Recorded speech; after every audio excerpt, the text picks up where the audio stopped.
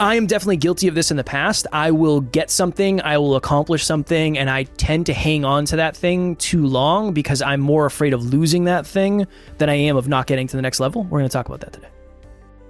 You have to give up to grow up. This is next level you, not next level Kevin, not next level Alan. What do you uniquely have to give up to get to your next level? Next Level Nation today, for episode number 2211, hanging on versus letting go to grow. That is what we're talking about. We have obviously evolved a lot as a podcast and as podcasters. And one of the fears I had for a long time was we started this podcast in 2017 and we had a certain audience. And for a long time, my fear was, well, if we change what we talk about and we change to success and we change our stories and blah, blah, blah, then we're going to lose the people that we started this journey with. Not change our stories, but change the stories we use and examples we use. Yes. We're not suddenly telling a new story. Well, my past was actually... Yeah. I was born and then, I was on a train and I found myself in a foreign land and I worked my way back from there. No, the examples and the context we use. Yeah. And one of my fears was doing that, leaving people behind, whatever that meant in terms of quote unquote podcast success. So that is something you and I have worked a lot on behind the scenes. Even again, we take you behind the scenes. I should probably be posting way more about podcasting on social media, but I don't do it because I'm hanging on to what I've accumulated through creation. And that's something that I'm trying to figure out. This is the offense versus defense. This is the playing not to lose versus playing to win. This is the give up to grow up. A good metaphor for this, you talked on 4 or 5 episodes ago about UFC and how you used to identify with that community and how you kind of don't anymore. I think that, and this is really, really difficult for anyone who has a personal brand and is a big part of the business. Back in the day, you could own a company and no one needed to know you. I actually genuinely envy that time in a way because you could just run the company and it would be the product that people know, like Coca-Cola. You don't need to know the owner of that. Now it's gotten a lot more blurry in the 21st century, right? So you've got Steve Jobs and Apple, you've got Elon Musk and Tesla, you've got, and again, don't associate us with any of that. It's just the point, right? And a lot of companies now, the business owner, the CEO is sort of more of a celebrity. Yeah, it's weird. Whereas back in the day, it wasn't like that at all. And my point of this is it gets blurry and hold on. It's been a long freaking day. Kev. Hanging on versus letting go to grow. That. You have to evolve and change. And when you do, you're going to lose people.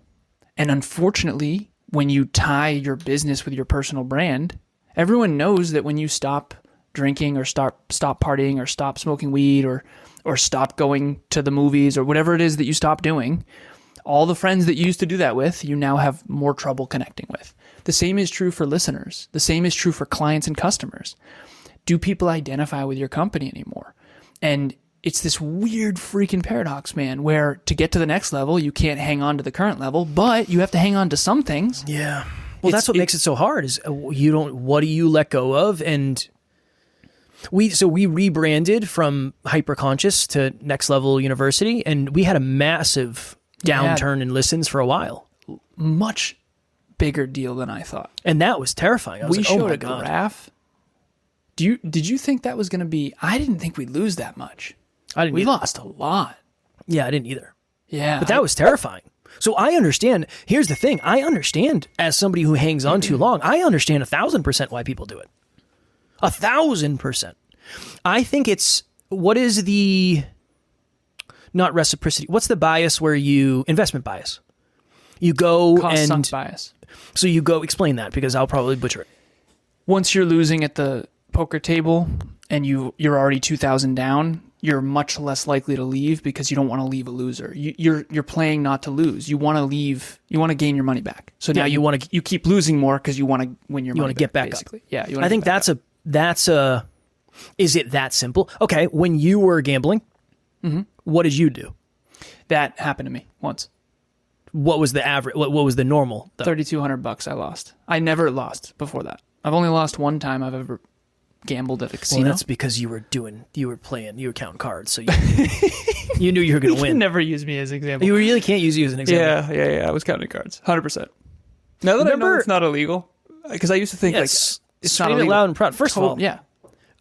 The poor casinos. Yeah. Now you have a fair advantage. I can say this.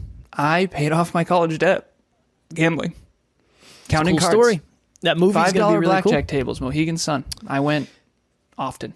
Do you remember the Dos Equis commercial? The most Dos Equis commercials. The most interesting man in the world. Yeah. That could be you. That could be you. I appreciate it, man. Yeah. That could be you. Okay. So this doesn't work for you. I want to connect. Say I suck at playing not. So I'm not playing not to lose. I am in relationships.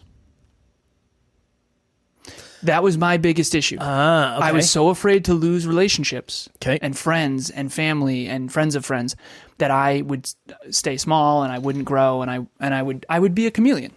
That was my unconscious motive. I had abandonment challenges from my stepdad left. I kind of lost 3 families by the time I was 14. Obviously, that's a very condensed way to say it, but it was very traumatic for me. And since I've done a lot of therapy and now understand all this, I basically losing relationships for me was like so painful.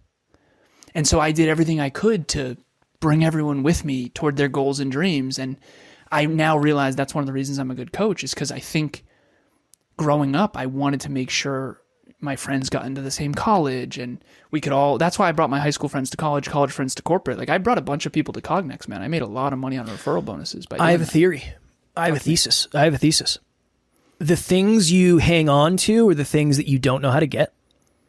The things that you're willing to let go of to grow are the things that you feel comfortable you can do again. That's a success for me. I can't let go. Is that why you were okay with getting fat? Yeah.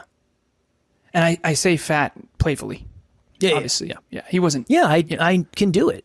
I know I can do it. So you weren't afraid at all to not get that back? No. I also don't think you're aware of how much of an L that was from a time perspective. Probably not.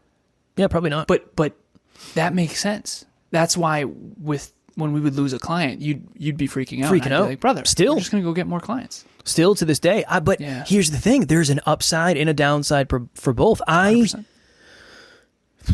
I had a client who messaged me and said, "Hey, can we hop on the phone today?" And I said, "I'm back to back, but what do you got tomorrow?" And they said 8 a.m. And I was like, oh my God. Yeah, whatever. Do it. That just landed for me why no one wants to do my bulk challenge. I'm not afraid of losing weight. I try to explain that. I can lose weight easily. That is, so for context, we do the 10 pounds in 10 week weight loss challenge. Weight loss, I guess it's a challenge. I don't know. It doesn't have to be 10 pounds if you don't want it. It can be whatever. But Alan was like, we should do one in the opposite direction where we bulk and we gain muscle for X amount of time. And I was like, brother, that's not going to work. There's no fucking chance that works. Damn. No way. You know why? Because it's planned behavior in the scary way, in the scary decision. It's like, okay, let's see how much money we can make this month versus let's see how much money we can invest in stuff. Make awesome. Invest, not as awesome. Less control. A lot is landing for me. For me, the investing money and the building muscle are scary but necessary. And honestly, let me rephrase. I actually don't think those are scary. I think it's scary not to. Do you understand why it's scary? 100%. Yeah. Because if you don't believe you can lose the weight, well, if you just, for sure. If you just join, like let's imagine you just joined the Next Level Fitness Accountability Group. Awesome. We do 10 pounds in 10 weeks. You're in the best shape or you're feeling the most confident you have in a long time. You're going to hang on to that shit. Not risk it to go in the opposite direction. You're going to hang on. I think we tend to hang on. That guarantees that you never reach the next level. I know, but it also feels like it guarantees that you stay at the level you're at, which is probably the most recent highest level. Yeah. That's such a hard... This goes back to the future self versus the current self, because if you don't sacrifice in the current self, you can't get to the next level. By definition. To me, it goes back to the worth it thing. To me, this whole thing for me is a conversation of, is it worth it? Like, will it ultimately be worth it? And I think for a lot, if you don't believe you're in control, it's not worth it. It doesn't seem worth it, at least. So for the listeners, where do you feel you're in the most control? It does make a lot of sense. I never felt like I was in control of relationships. Right. Like, and I don't mean controlling people. That's not what I'm saying. It seemed like no matter what I did, it would just not work out. And I realize now why. My goals required me to constantly change. Yeah. Like constantly evolve. I remember one time, and this is a close friend of mine growing up, I think this will resonate with a lot of people that are growth oriented. He's like, dude, you don't like skim milk. You hate skim milk. I was like, dude, I changed. He was very mad. We used to be adamant because as a kid, I hated skim milk. It was disgusting. But then I got into fitness and I realized you can get 9 grams of protein per cup of milk with no fat. This is awesome. Yeah. Let's go. Skim milk's great. And he's like, dude, you don't like skim milk. And I was like, no, I do now. Right? I changed. And that person that I'm referring to has not changed that much. That dude stayed the same. Why? Like, of course I evolved. Of course I changed. You have to change. He probably doesn't believe he can. Or he doesn't have goals that require him to change. That's true. This is one of the most painful things on planet Earth. When you set a goal for something you've never achieved before, you have to fucking change. Have to. Because you can't achieve a goal you've never achieved before until you become someone new. You can't reach the next level and stay the same. That's like wanting an iPhone 16 as an iPhone 1. It's the same concept. It's impossible. What if your lack of feeling like you're in control in relationships is what mine was for success? I think it is. I think that we've both helped each other. I felt so out of it. Was like, oh my God. It felt so bad. So bad. It was just like luck. It's like, if it works, maybe it'll work. I remember somebody, I was working at the gas station, and somebody said there was a Dunkin' Donuts warehouse a couple towns over, I think. And they're like, yeah, I think they start at it was either like $16 an hour. So I was making like $9 an hour at the time. And I remember going there and I literally said, like, it's probably not even worth it. Like, I'm not going to get the fucking job. I'm going to waste half a day going over there and doing an interview. It just felt so hopeless. I applied, didn't get the job. So if anything, that reinforced it. It was like, fuck this. Yeah. I remember I went, dude, I applied. My God, I've completely forgot about this. I applied for a job. There's a security company called Securitas. And I applied for a security position, right? The one time my martial arts training I thought was going to come in handy. Didn't even get a fucking call back. They didn't even call me back. I thought for sure I was a shoo-in. I applied at another warehouse. Nothing. I was like, there's no way I don't get this fucking job. Didn't get the job. Brother, now that you're a business owner. Hey, now that you're a business owner. Yeah. How much does that make sense now? Not as much as you think. I'll outwork all these people. Are you kidding me? They don't know that. Let me show you. They probably didn't even look at the fucking resume, man. Well, then what am I supposed to do?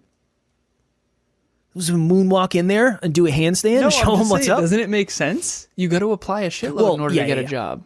Like, that part makes sense. It's 100 applications, 30 responses. Brutal. 10 first interviews, 3 second interviews, 1 job. That's the statistics of it. It was fucking brutal. Talk about just self-esteem hit after self-esteem hit, chucking your tail. I felt that way in relationships. Well, shout out to us for understanding what it's like on the other end, I guess. I had one last piece. We gotta go. We gotta go. The one relationship I was in, I'll keep it anonymous, the better I became, the worse the relationship got. And eventually I was like, what is this about? I've gotten better. And this keeps getting worse. There's got to be something to this. And then I finally broke free. And I realized, oh, it's not me. holy crap. And it wasn't me. I'm in a great relationship now, and it's unbelievable. It's not even close. Like, it turns out I was with a fixed mindset person. If you and I have talked about this behind the scenes, if Taryn finds somebody better, I want her to go be with that person. Same with Emilia, 100%. That's literally I'm not hanging on. Like, that's it. I'm doing this to be the best I can be, and I want to treat her the best I possibly can. She wakes up in one day, I will be devastated, obviously. Yeah, of course. And I will say unkind things about whoever the other person is, for sure. And I'll be like, yeah, that's what I said. That is what I said. Well, you want what's best for her, 100%. regardless of yourself. 100%. That's the true. That's a whole nother episode. But yeah. All right, cool. Great job. So I appreciate it. You have to give up to grow up. Are you playing not to lose, or are you playing to win? And assess this for you. Yeah. And where are the places that you're really strong in one? Where are the places where you feel like you have resistance the other? That's where you need to do the work, most likely. The one that you don't want to do is probably the one you got to do the work in. All right, cool. Group coaching starts, Next Level Podcast Accelerator, how dare I? October 7th, Alan has coaching slots available. Book club every Saturday, 12:30, all of that. Happy Jess. As always, we love you. We appreciate you. Grateful for each and every one of you. And if you are as committed as you say you are to getting to the next level, make sure you tune in tomorrow, because we'll be here every day to help you get there. Keep reaching for your full potential. Next Level Nation.